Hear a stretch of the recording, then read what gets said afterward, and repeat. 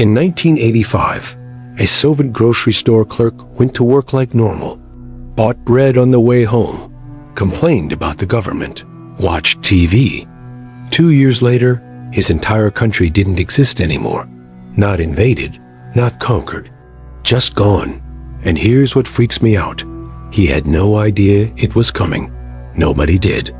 Your dollar is worth 87% less than it was in 2000. That's not political. That's just math. And if you think that's bad, here is the part that will make you watch till the end. There is a 7-stage pattern that shows up right before superpowers collapse, and it's been accurate for Spain, Britain, and the USSR. The United States just entered stage 5. Stage 6 is when your bank account starts meaning something very different than it does today. I'm going to show you exactly what happened at stage 6 in those other countries, what it looked like for regular people, and why you've got maybe less time than you think to pay attention. But first, hit like if you'd rather know this stuff before your neighbors do, because the people who see this pattern early are the only ones who do and get destroyed by it. So here's the thing about patterns. They're invisible until suddenly they're not.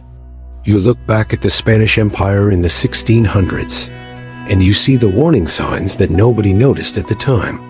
Same with Britain in the 1940s. Same with the Soviets in the 1980s. According to historian Jared Diamond in his book Collapse, societies follow predictable trajectories when certain economic and political conditions align.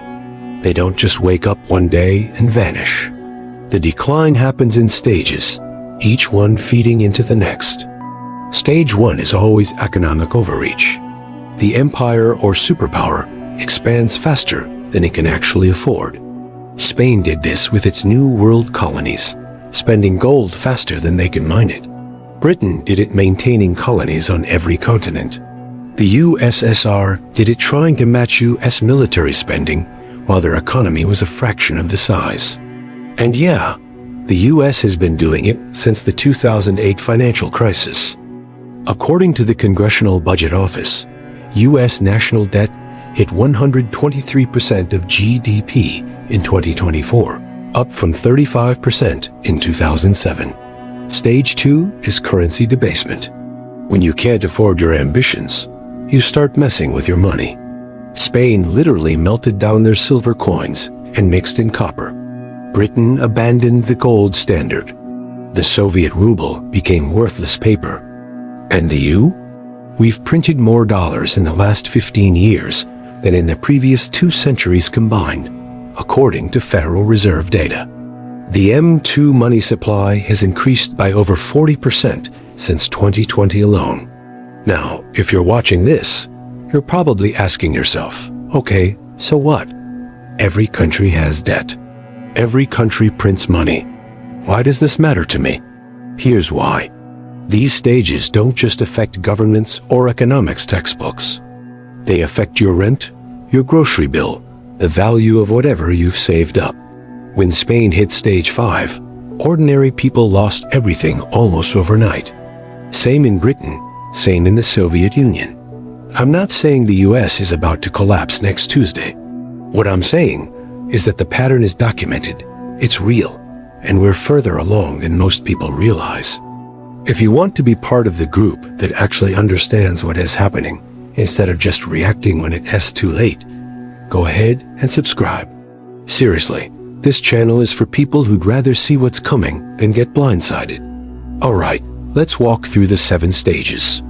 We've covered 1 and 2. Stage 3 is military overextension, when defense spending becomes unsustainable.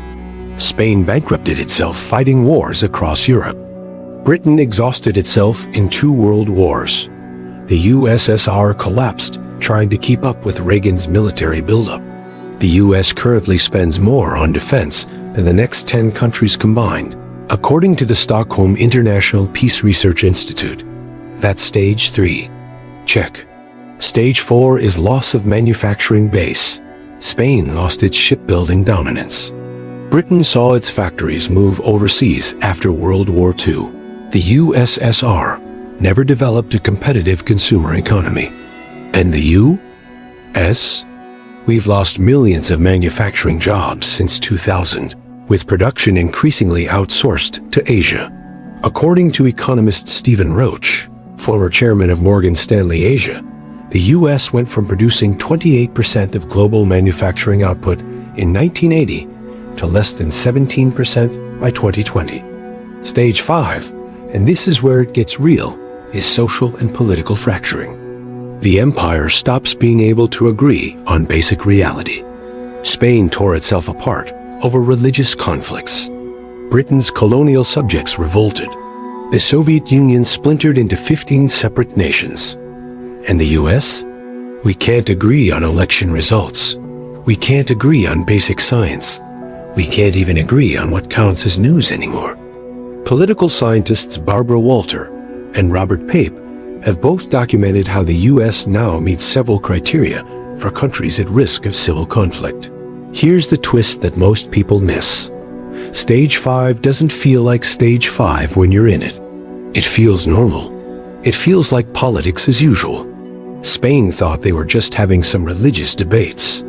Britain thought they were just dealing with some colonial unrest. The Soviets thought they were just making some reforms under Gorbachev. Nobody wakes up and says, "Oh, we're in Stage 5 of collapse." They just keep going to work, paying their bills, arguing about the same stuff, until suddenly they're in Stage 6.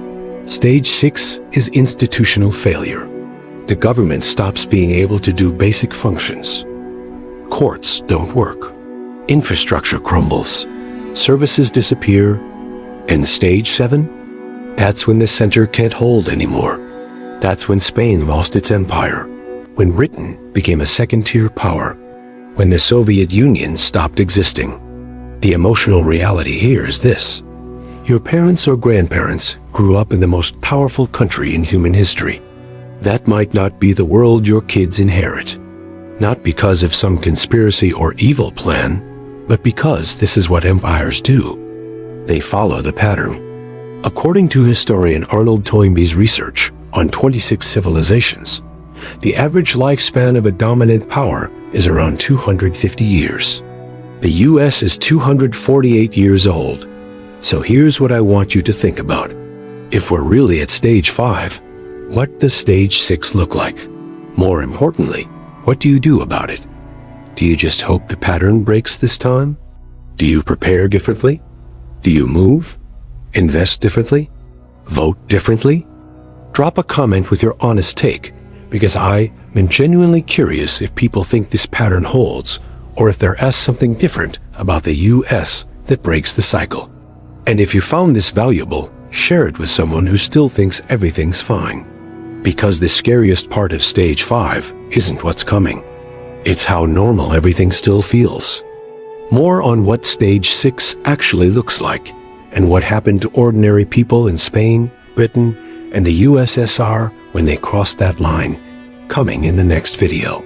You're not going to want to miss that one.